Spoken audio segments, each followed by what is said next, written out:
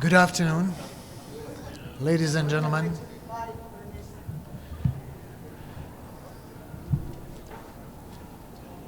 This takeout will be about the debate on the Security Council reform. But before starting that, let me just mention that we are still waiting for the clear picture of what happened in Poland a couple of days ago. In the meanwhile, I offer my condolences to the bereaved families, and I commend the government of Poland for reacting with cool heads.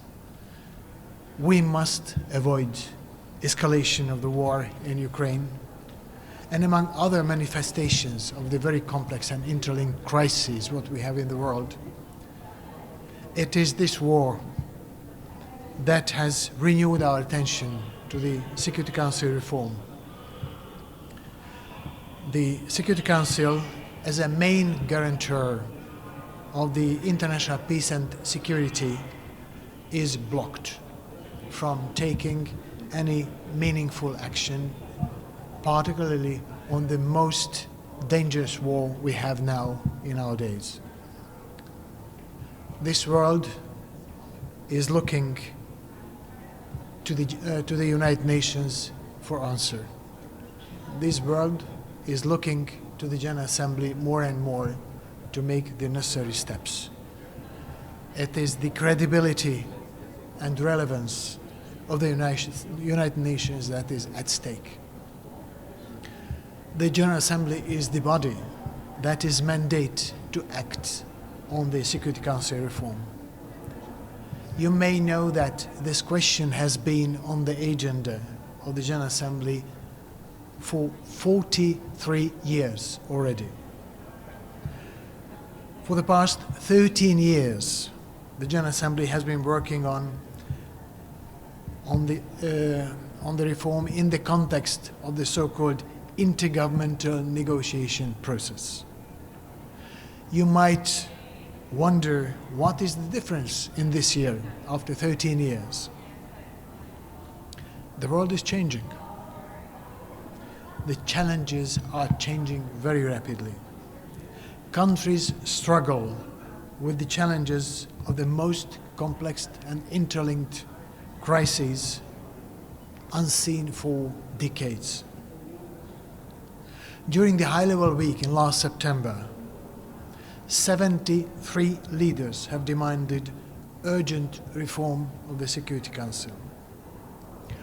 All member states today have spoken for the necessity of the reform of the Council. I want to announce today that I have appointed the permanent representatives of Tareq Albanai of Kuwait and the permanent representative of Ambassador Michal Mlynar of Slovakia to be the co-chairs and lead the intergovernmental negotiation process. I have complete confidence in Ambassadors Mlynar and Albanai in their intention to understand the views of the member states and steer the negotiation in good faith and mutual respect. All member states who spoke this morning expressed their confidence and they offered their cooperation and congratulations to the two co-chairs of the negotiation process.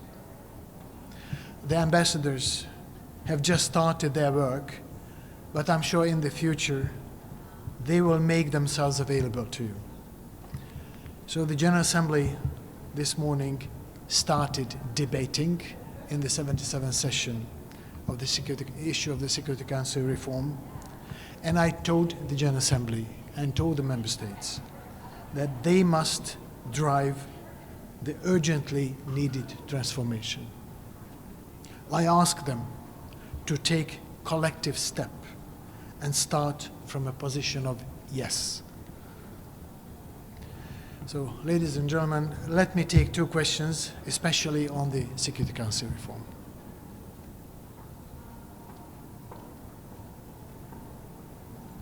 Yes, please. Thank you. Task News Agency, Mr. President. You said that this process on the agenda of GA already for 13 years. So how we should accelerate this process, how you will discuss this process with P5 members. Thank you.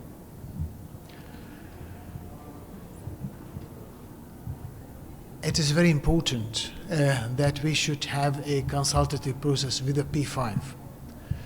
But let me dissolve a misperception that it is the only position of the P5 that makes the negotiations difficult.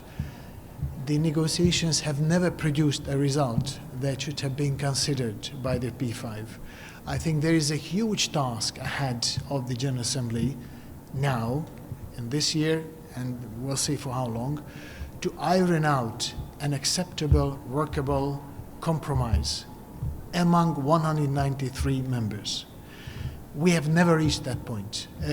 In the meanwhile, of course, it will be also very important to make sure that the P5 can also work as members of the 193.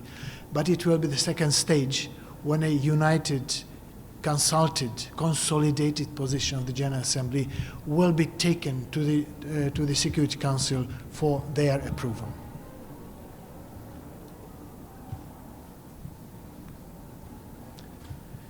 So if there are no more questions, then I thank you very much for your attention, and I hope to see you very soon on other issues during press takeouts. Thank you indeed.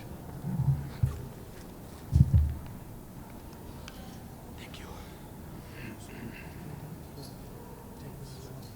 Thank you, Mr. President.